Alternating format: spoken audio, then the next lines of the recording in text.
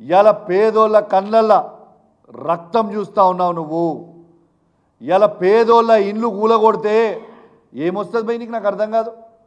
గరీబోళ్ళ ఇల్లు కూలగొడితే ఏమొస్తుంది నీకు? వాళ్ళని ఎందుకు ఇబ్బంది పెడతా ఉన్నావు? నేను స్వయంగా కేసీఆర్ గారి నాయకత్వంలో కేటీఆర్ గారితో హరీష్ రావు గారితో నేను కూడా మా శాసనసభ్యులు అందరం కూడా కలిసి వాళ్ళిద్దరితో కూడా పోవడం జరిగింది. ఆడ ప్రజల బాధలు చూస్తూ ఉంటే నిజంగా బాధ అనిపిస్తూ ఉంది, గుండె బరువెక్కుతూ ఉంది. అసలు ఎందుకు ఈ శాడిజం చేస్తూ ఉన్నావు? ఇలా రేవంత్ రెడ్డి గారు ఒక సైకో సీఎంగా అయిపోయిండు. రేవంత్ రెడ్డి గారు ఒక సైకో అయిపోయిండు. పిచ్చోని చేతిలో రాయిస్తే ఎటు కొడతాడో తెలియదు అన్నట్టు ఈయన చేతిలో ప్రభుత్వం ఇచ్చిన తర్వాత ఎవరిల్లు కూలగొడుతుండో ఆయనకే అర్థమవుతలేదు. అసలు చాలా చాలా బాధాకరం. ఇలా పేదోళ్ళ బాధ చూస్తూ ఉంటే చాలా బాధ అనిపిస్తూ ఉంది. వాళ్ళ ఉసురు ఖచ్చితంగా నీకు తాకక తప్పదు. ఖచ్చితంగా నీవు తీవ్రమైన పరిణామాలు ఎదుర్కోక కూడా తప్పదని చెప్పి సందర్భంగా తెలియజేస్తూ ఉన్నాను. ఇవాళ నేను హైదరాబాద్ కానీ తెలంగాణ రాష్ట్రంలో మొత్తం కూడా చెప్తా ఉన్నా. ఇవాళ రాహుల్ గాంధీ గారేమో బుల్డోజర్ కా రాజ్ నై చలేగా అని హర్యానాలో ప్రచారం చేసిండు మొన్నటిదాకా, సారీ హిమాచల్లో. ఇవాళ ఈయన ఎక్కడ చేసిండు? ఈయన మొత్తము తెలంగాణలో బుల్డోజర్ కా రాజే నడుస్తుంది కదా. నేను తెలంగాణ ప్రజలందరూ కూడా చెప్తా ఉన్నాను, కేటీఆర్ గారు హరీష్ రావు గారు చెప్పినట్టు నేను కూడా మీ అందరు కూడా విజ్ఞప్తి చేస్తూ ఉన్నాను. ఆర్బీఎక్స్ అని రాస్తుండ్రు. ఆర్బీఎక్స్ అంటే రేవంత్ బుల్డోజర్. అది పెయింట్ కొట్టి ఆడ కేసీఆర్ అని రాయండి. మీ జోలికి ఎవరికి వచ్చినా కూడా ఊకునే ప్రసక్తే లేదు. ఖచ్చితంగా ప్రతి పేదవాన్ని కేసీఆర్ గారి నాయకత్వంలో ఖచ్చితంగా కాపాడుకునే బాధ్యత మాది అని చెప్పి సందర్భంగా వాళ్ళందరికీ కూడా తెలియజేస్తూ ఉన్నాను.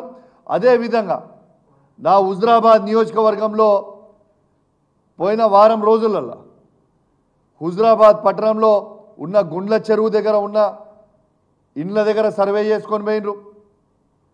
గోస్కుల చెరువు దగ్గర సర్వే చేసుకొని పోయినరు. జమ్మికుంట దగ్గర నాయిన్ చెరువు దగ్గర ఉన్న అంబేద్కర్ కాలనీ దగ్గర ఉన్న పేదవాళ్ళ ఇండ్లు సర్వే చేసుకొని పోయినరు. హౌసింగ్ బోర్డు సర్వే చేసుకొని పోయినరు. జమ్మికుంటల కాలేజ్ గ్రౌండ్ ఉన్నది కూడా సర్వే చేసుకొని పోయినరు. బిడ్డ చెప్తున్నా రేవంత్ రెడ్డి సాబ్, రాసి పెట్టుకో, మా హుజురాబాద్ నియోజకవర్గంలో ఏ ఒక్క పేదవారి ఇల్లు కూలగొట్టినా హుజురాబాద్ అగ్ని గుండం అవుతుంది బిడ్డ, చెప్తున్నా, తస్మాత్ జాగ్రత్త అని చెప్పి చెప్తా ఉన్నాను. నేను అధికారులను కూడా హెచ్చరిస్తూ ఉన్నాను, మీరు రేవంత్ రెడ్డి చెప్పిండని చెప్పి వీడికి వచ్చి నా హుజురాబాద్ నియోజకవర్గంలో ఏ ఒక్క పేదవాని ఇల్లు కూలగొడితే నేను మీకు చెప్తున్నా, ఒక్కరు కూడా గల్లీ నుంచి బయటికి పోరు. రాసి పెట్టుకోండి, మిమ్మల్ని ఏ పోలీసోడు కాపాలని లేడు, ఏది కూడా ఆ బుల్డోజర్ బయటికి పోదు, ఎవ్వరు కూడా బయటికి పోరు. మా హుజురాబాద్ నియోజకవర్గంలో ఏ పేదవాని ఇల్లు ముట్టినా అగ్ని గుండం అవుతుంది, తస్మాత్ జాగ్రత్త అని చెప్పి హెచ్చరిస్తూ ఉన్నాను. అధికారులకు కూడా చెప్తా ఉన్నాను, ఎక్స్ట్రాలు చేయకూరి మీరు.